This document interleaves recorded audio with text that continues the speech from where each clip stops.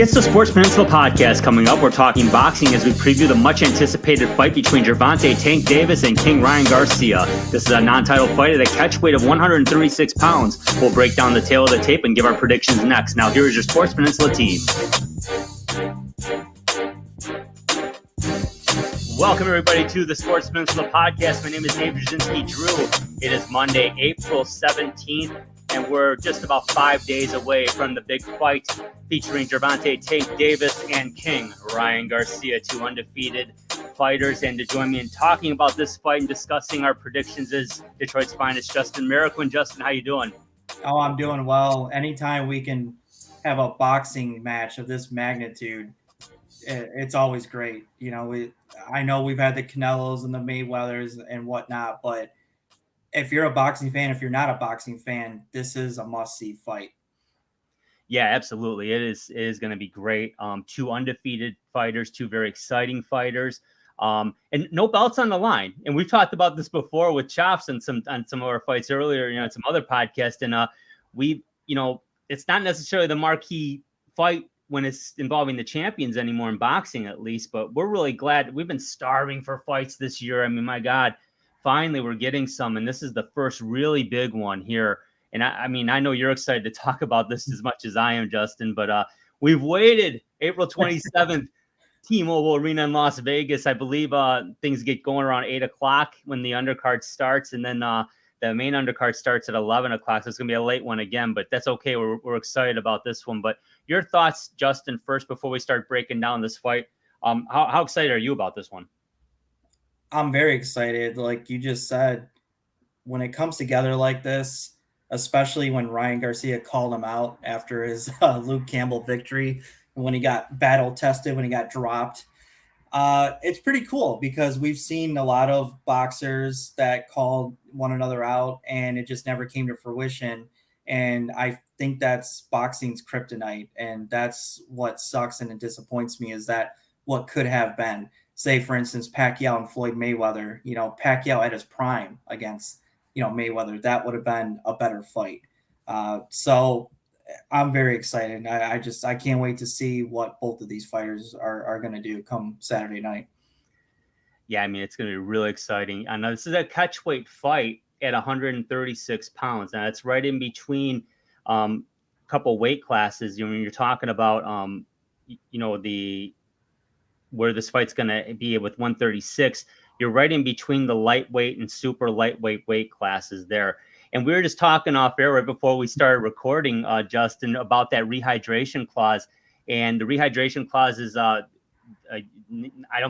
know Garcia in particular cannot gain more than 10 pounds from what he weighs in on Friday, 24 hours before the fight.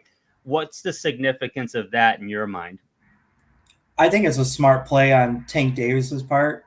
Largely because of psychological warfare. And that's what I love about boxing is, throughout history, there have been a lot of psychological warfare. And again, when we were talking off air, like Floyd Mayweather, with his extensive testing that he would do to fighters. And before he got in the ring with Marcos Maidana, had his team rush over to Maidana's team and tell him, you are not using these 8-ounce gloves. These are not approved. I did not approve this. Switch them. And guess what?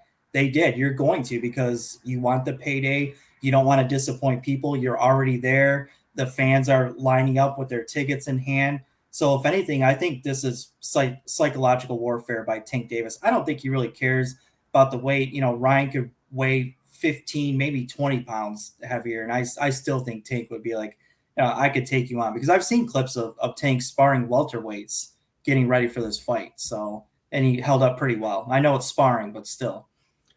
Hey, it all counts, right? Get you ready to go. And, when we talk about this fight, realistically, I mean, we've been so starved for a big fight. And here we are now, finally. And I think what this is, you've got this fight. And then in a month from now, and I'm sure we'll be previewing this one, when Haney fights Loma on ESPN in about 5 weeks. That's going to be huge. I could easily see the winner of those fights taking on each other and finally maybe settling the score here. We could have our version of the smaller weight class version of the Four Kings. Maybe we'll talk about these guys 20 years from now. That's a lot to say, but I mean, we're so starved for really fighters to step up and take on all comers. And this is the step in the right direction. And I love Tank's attitude. And you know what? I'm not a Ryan Garcia fan by any means, but I do respect the fact that he's taken this fight and he's wanting to put up. So they're both very confident individuals. That politically correct way to put it. Very, very confident in their abilities. And you know, we're excited about. Let's start talking about this one. Let's go to the tail of the tape, and we're going to start out first with Gervonta Tank Davis. And Justin, your thoughts on Tank? The thing that stands out to me is, not his stature or the weight or his reach. Let's look at the record: 28-0, 26 of those by knockout and convincing knockout. Not just gimmies. He battled. And we saw with the Mario Barrios fight. Where he battled there at the end and he won. He overtook that fight and took it to another level. So we've seen Tank push before, and we've seen him, kind of rise up where we thought he was going to be down. And this is what you want. This is boxing right now. I put him at the top there. I put him up there with Canelo and Haney and the rest of those guys. He's starting to realize that he is one of those guys. So he's starting to. I don't want to say he's taking it more serious, but he knows the magnitude of himself and this fight. But that's what sticks out to me is that record. That is scary with 26 knockouts. That is no joke. Yeah, I mean, we've watched, I think, his last three fights together, and he's so confident in his ability to knock guys out, and I don't know why he's only knocked out 26 out of 28, right? But he sits back and he waits for that uppercut. There's no question about it, but he does stay busy.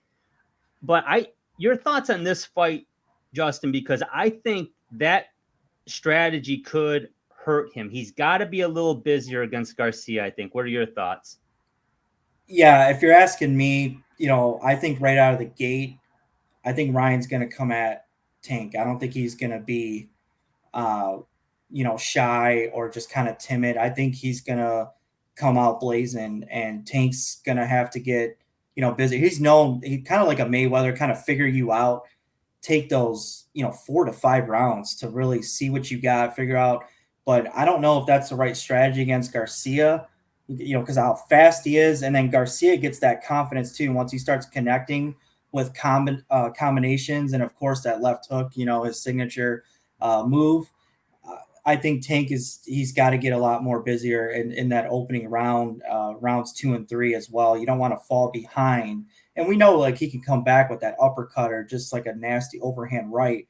But do you really want to do that? This is kind of like uncharted territory, unknown because of Garcia. We can't discredit him either. He's got some pop. He does. He's got a lot of pop. He's got fast hands. He's definitely strong, especially for his size. Real strong. Tank's exceptionally strong, especially for his size. Now he's only 5'5.5". So there's a significant height advantage for Garcia in this fight. Surprisingly, not a huge reach advantage. I think and we'll look at Garcia shortly, but I think it's about 2 inches at the most. So, however, when you've got about a 5.5, 6-inch height advantage, you're still going to be able to stave off your opponent, and that would, in Garcia, would be wise to do that. They're both real quick. The thing that concerned me about Davis, at least in recent fights, is he has gotten touched a little bit. Now he's got a pretty good chin. Now we saw when Garcia fought Campbell, he put him on his backside with I would say a pedestrian left hook. Quite frankly, more of an overhand left, but it was pedestrian. He didn't see it, but it put him right on his backside. What did you think when that happened? Because I know you watched that fight too. Yeah, I was with you when we watched that fight, Yep. and it completely, that's why it stunned him. Like you said, it was a pedestrian, left hand. It wasn't anything special. It was just well executed, well timed by Luke Campbell, but it surprised the heck out of Garcia. And that's why, put him down on the canvas. And you could tell when he was getting up, kind of like a little smirk, like, oh man, I'm not Superman. I do have a little bit of kryptonite in the boxing world. So to your point, yeah, Tank has been marked up a little bit. I'll go back to the Mario Barrios fight. There were times you and I thought this could be it to Yeah. put him away. It just didn't happen, but he did get touched a lot in that fight in the later rounds too. Yeah, and Romero, he fought Romero pretty well. Although Romero didn't, he got some shots in too. Santa Cruz fought him decent, although that was a devastating knockout. I mean, that was a scary knockout. I mean, It's one for the ages there. yeah, I mean, to He me, even talked about it in his Showtime Sports behind the scenes. He even talked about how he ended up laying on the mat, and he's like, he's probably still there. well, I'll tell you what, that leg didn't look too good. No, did not. He fell down. Oh my goodness. Um, but that just it's a testament to his power, and he's incredibly powerful. What would you? I mean, I guess in your mind, and this might be a tough question, but in your mind, what's his signature win for Tank? Are you talking in terms of the opponents that he's faced? Yeah, yeah. I would think Barrios is probably up there. Yeah, Barrios is up there because we thought he was put away. We thought he was done. I thought he was done, but I would even say the Romero fight because Raleigh was talking a lot of trash. He was hyped up. Everyone thought this is going to be the guy to put away Tank. If he touches Tank, he's got the power to put him away. And Tank's proven he could take some shots. I'll give it to Yeah, him. yeah, The question is how many though? That's the thing that worries me because Garcia has like you said, he has fast hands. I think he gets overly confident when he connects on certain combinations. But if he connects and in the midst of that, he follows up with 2, 3, 4 more punches, that could spell danger for Tank Davis. Well, let's talk about Ryan Garcia. Let's take a look at the King. A pretty impressive record himself, 23-0 with 19 knockouts. The power's no joke. Now, he weighed in at 140 in his last fight, so hence the catch weight. But now he's 5'10", and he's an orthodox fighter, so he's facing 5'5.5" southpaw in Davis. And again, like I said, he's got a 70.1-inch reach, and Tank's just under 69, so it's about a 1.5 inch reach advantage. So it's not much. But Garcia, in my mind, has to stay very busy. I agree with you right off the bat. I don't think he has to bull rush him because I think that'd be a mistake, but he does need to be active early and often.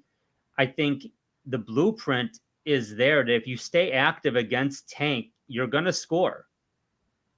And Ryan Garcia, there's no shame in winning a fight by the judges' scorecards if you're busier.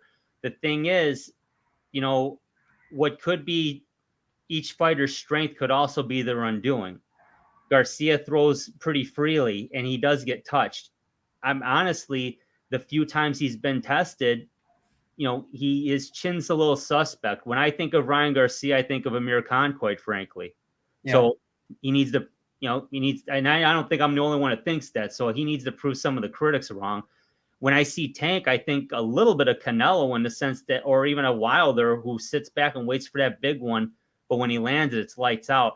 Now, he's definitely got a better repertoire than Wilder, although he does not throw the way Canelo does. But again, these guys are a lot smaller fighters. But I think it's really interesting. I mean, if you think about if Garcia can't weigh more than 146, okay, Tank's likely going to weigh in right at that 136, probably pretty easily. And I'm sure he'll be able to hold that. So at the most, it would only be a 10-pound weight advantage going into this.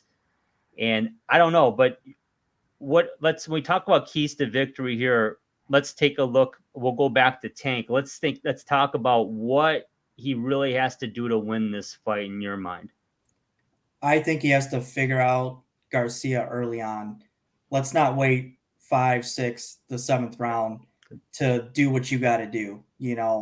You've done your homework on this guy. I know I've seen him watch tape on Garcia while he's training, watching Garcia's previous fights. So by now, you should already done your homework and you know what he's got, what's in his repertoire, what's his strength, what's his weakness. And like you said, Tank has a little bit of Deontay Wilder in him with the punch and with both hands. It's not just one hand. I believe it's both hand. The uppercut and the way he can throw like an overhand right it's wicked. And if he connects on either one of those, solid and clean, Mhm. that's going to bode well for Tank. So I just think try not to figure Garcia out. You probably know what he's going to do with the fast hands and combinations. Go to the body and then just wait for that opening because, like you just said it, Garcia leaves himself susceptible way too much. I think, in my opinion, when he's throwing, especially that left hook too. Tank Yeah. needs to capitalize that, load up on that uppercut. But I say, kind of stay busy to the body. If the headshot is there, go ahead and take the headshot, but really mix it up with Garcia with levels. And even though he's 5'5.5", Tank fights a lot bigger than that. You would think, he does it, but he actually does. He fights a lot taller than what he is. He's not afraid to step in there and get in there and bang with another boxer, especially Garcia. Yeah, he's tough and he likes to fight in the phone booth and he's good at it. He's real good at it. Um, to me, this is the classic style clash, right? You got the southpaw likes to do damage to the body and inside, and then when he lands that uppercut, it's lights out. And then you've got the slick, skillful fighter in Garcia, who's very fast and has good power, but needs to keep some distance. Um, they both would play into they need to play into each other's strengths in the sense, or actually avoid each other's strengths and play into their own, but easier said than done. To me, if Garcia is going to be successful in this fight, he absolutely needs to establish the jab early. Definitely look busy. I think a volume of punches will benefit him absolutely, but he's got to keep his distance. When Tank comes in close, it wouldn't surprise me if Garcia does a lot of tying up, and he'd be wise to do so until he's finally warned off by the referee. But we've seen fights recently where that never happened. Yeah. So they're going to hold, and hold until you don't get away with it anymore.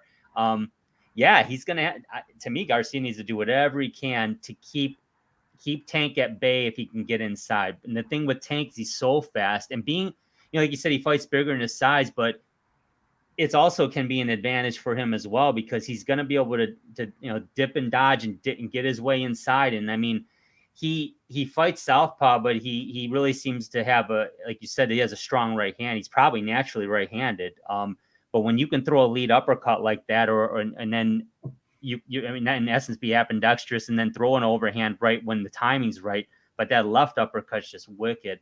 I'm just really excited about this fight, man. This is just going to be something else, But let's get to it now. Who do you think is going to take this fight, Justin, and why?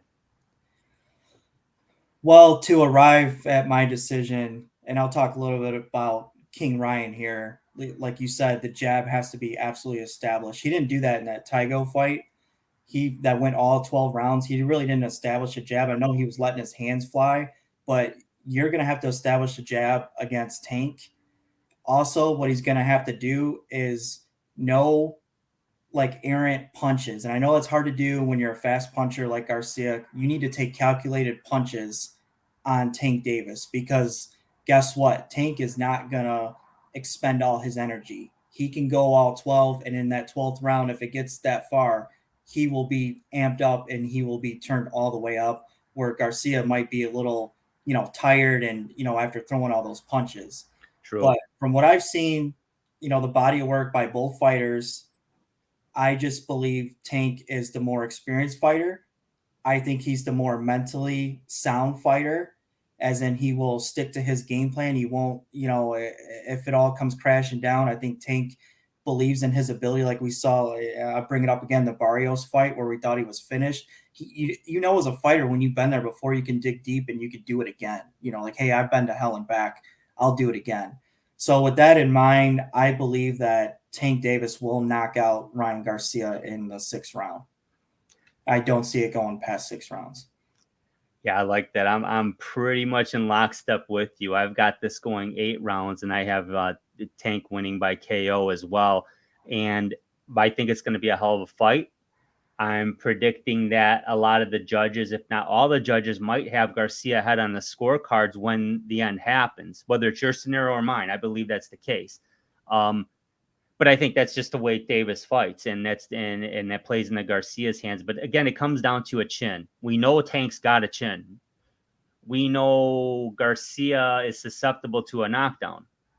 So again, Garcia hasn't really proven that he has a chin. We know Tank does. However, Garcia is good enough that he's been undefeated. But again, when you look at his resume, I'm not sure what Ryan Garcia's signature win would be.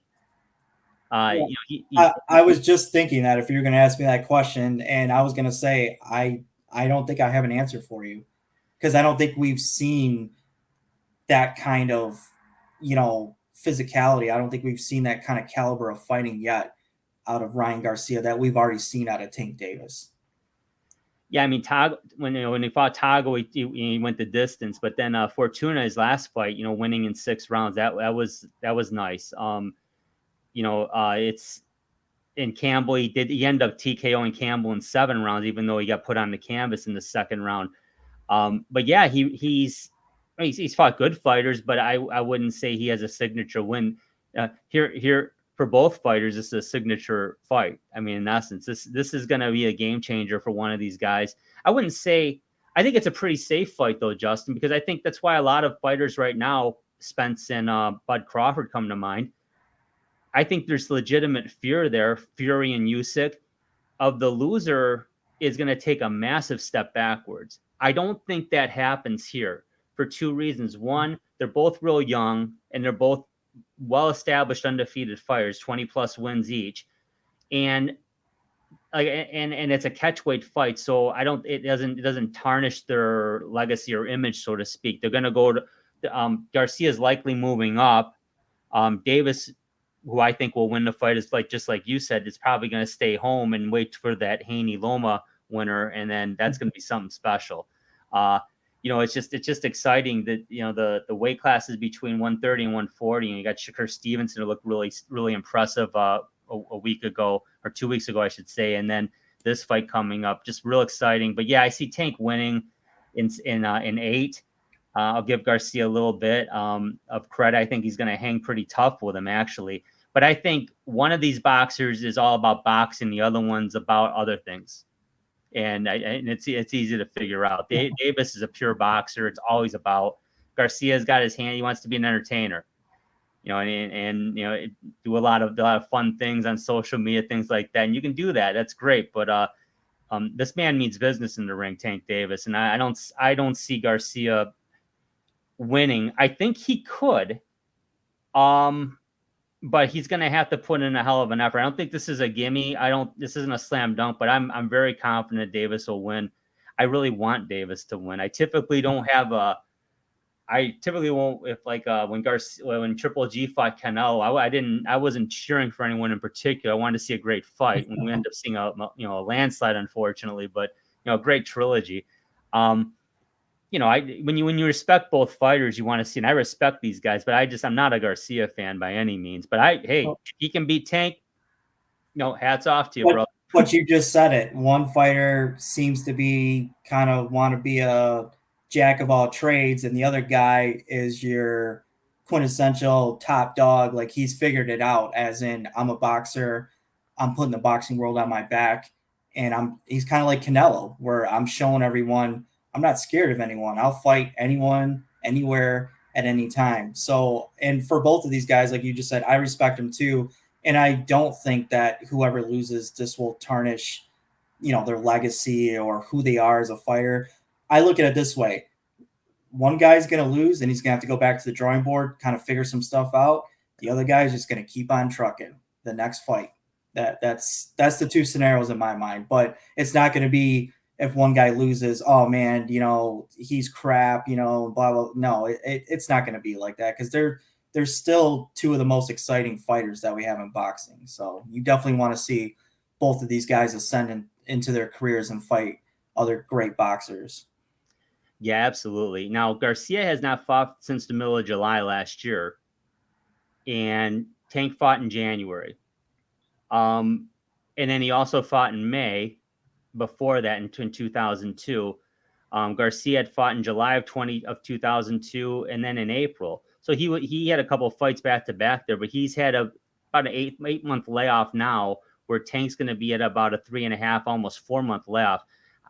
Just quickly, who does that favor in your mind? Honestly, I think it favors Tank. If you watch any of these behind the scenes, and they're great, by the way, great cinematography and great storytelling, but you see that Tank, I mean, he means absolute business. This guy he reminds me of like Cowboy Cerrone in the UFC. Cerrone would fight like 3 times a month. He True. would fight, and then after the fight, he would go to Dana White's office and sit down and wouldn't leave Vegas until he was scheduled for his next fight. That is Tank Davis. That he can fight 3 or 4 times a month, if he were allowed to. So I do think ring rust might be a little factor here for Garcia, because Tank, coming off, I think it's fresh. I don't look at it as like, oh, he's going to be depleted a little bit. He just fought in January. No, I think, that is a good game plan for Tank Davis to stick to. And I think it's going to do well for him, come Saturday. Yeah, and I agree with you. Yeah, you got to stay busy. I mean, let's face it, like back in the day, like guys were fighting, like Sugar Ray Robinson would fight one fight, and then 8 days later he's fighting again, different time. But man, I mean, those days are gone.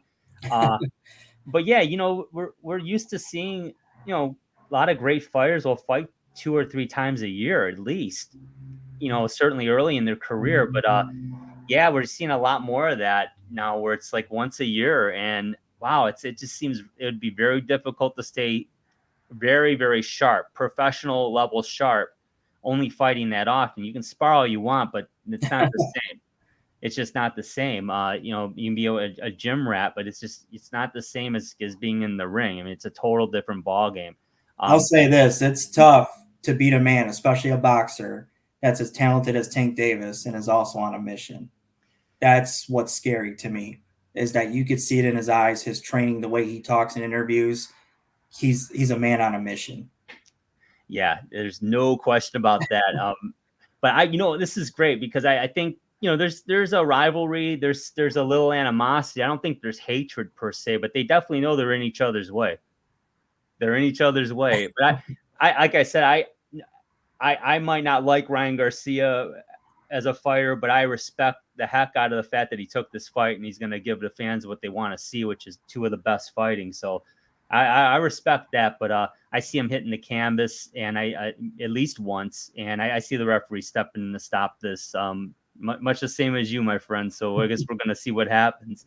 Any final thoughts before we wrap this one up?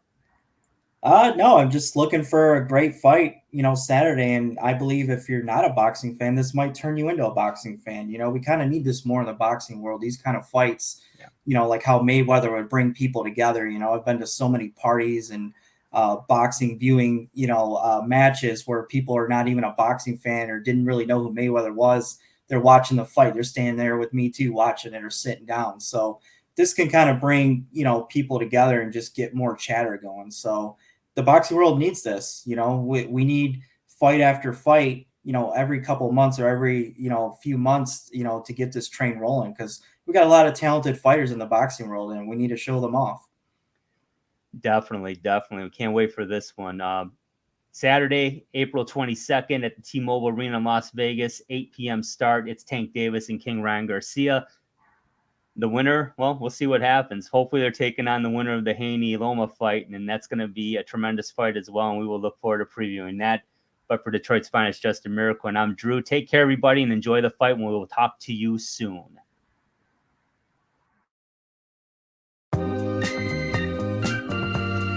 This has been the Sports Peninsula Podcast. To subscribe to the podcast, simply click the subscribe button on our YouTube channel's homepage and give us a like. You can also follow our audio podcast on multiple platforms, including Apple Podcast, Amazon Music, and Google Podcasts, just to name a few. Give us a follow on Twitter. Our handle is @SportsPPodcast to check out our latest releases. Thank you again for watching and listening. Remember, when you want to hear about sports in a great state of Michigan, there is only one Sports Peninsula Podcast.